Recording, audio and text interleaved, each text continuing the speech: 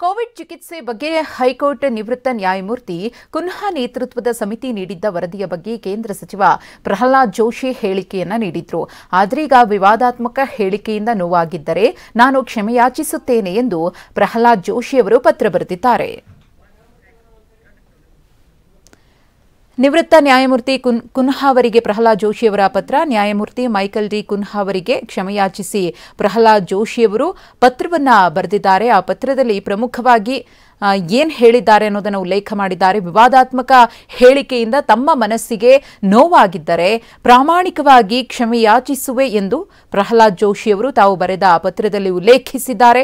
ನನ್ನ ಸುದೀರ್ಘ ರಾಜಕೀಯ ಮತ್ತು ಸಾರ್ವಜನಿಕ ಜೀವನದಲ್ಲಿ ನ್ಯಾಯಾಂಗದ ಸದಸ್ಯರ ಖ್ಯಾತಿಗೆ ಚ್ಯುತಿ ಬರುವ ಹೇಳಿಕೆಯನ್ನ ಎಂದಿಗೂ ಕೂಡ ನಾನು ನೀಡಿಲ್ಲ.